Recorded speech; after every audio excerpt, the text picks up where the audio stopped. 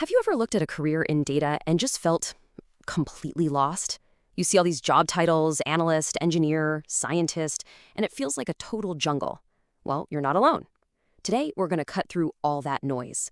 We're laying out a clear, step-by-step roadmap that can take you from square one all the way to being job ready. So, let's jump right in. So here's our game plan. We'll start at what I like to call base camp. That's the shared foundation every single data professional needs. From there, we'll explore the three main trails up the mountain: the analyst, the engineer, and the scientist. And then, at the very end, we'll help you figure out which one of those paths is the right one for you. This is the million-dollar question, isn't it? It's the thing that stops so many people before they even get started. Well, our goal here is to give you such a clear picture that by the end of this, you won't just have an answer, you'll have an actual plan. Every big adventure starts at a base camp, and in the world of data, that base camp is a core set of skills. Now, here's the best part. All three of these career paths, they start in the exact same place, so you literally can't pick the wrong starting point. Think of these as the four pillars of your foundation. First, you need to speak the language of data, which is just some basic math and statistics. Then you learn to handle it in a tool that pretty much everyone has, Excel. From there, you learn to talk to the databases where all the serious data lives, and that means learning SQL. And finally, you unlock some real power with a programming language, Python, and its sidekicks, Pandas and NumPy. Okay, listen up. If you only remember one thing from this whole section, make it this. You have to learn SQL. It is the absolute universal language of data. I don't care if you want to be an analyst, an engineer, or a scientist. You will use SQL. It is 100% non-negotiable. All right, with our foundation set, we're ready to start our first climb. Let's talk about the path of the data analyst. This role is all about taking raw, messy data and turning it into a story that can actually drive business decisions. They're basically the translators and storytellers of the data world. So what's a day in the life of an analyst actually look like? Well, a lot of it starts with cleaning up messy data to even make it usable. From there, it gets pretty visual. They build these awesome dashboards in tools like Power BI or Tableau to track how the business is doing, and they create reports that help everyone from marketing to the CEO understand what's really going on. And to do that job, you've got to master a few key things. First, cleaning data, where Python's Pandas library is your best friend. Then, you have to learn to make that data look good and tell a story, using a tool like Power BI or Tableau. This also means you need to understand the logic of business, like how to run A/B tests and maybe even a specialized language like DAX if you're deep in the Power BI world.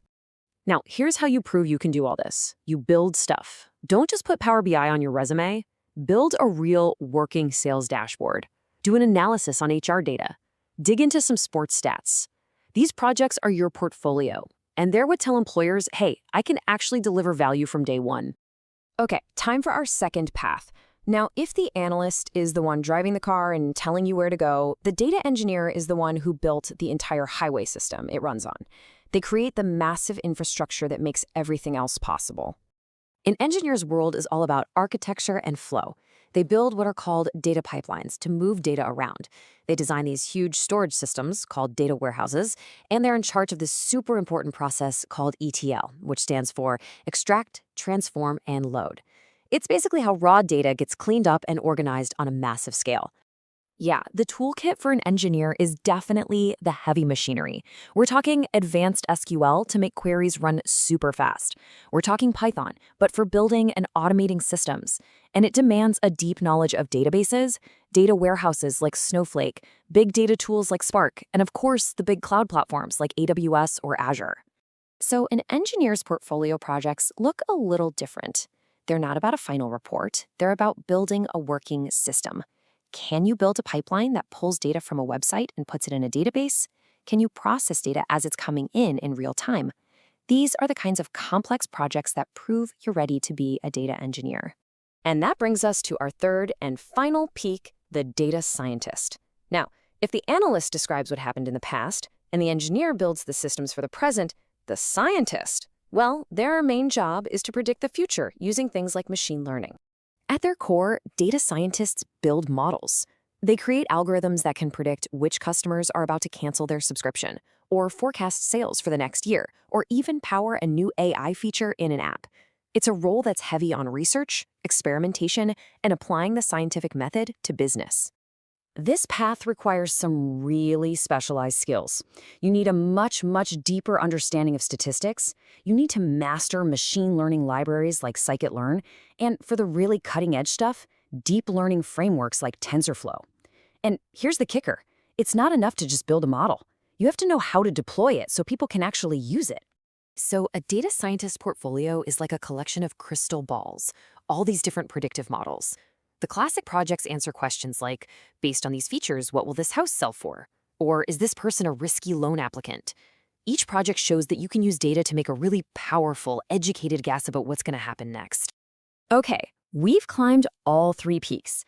Now we're at the vista point, where we can look back and see each path clearly.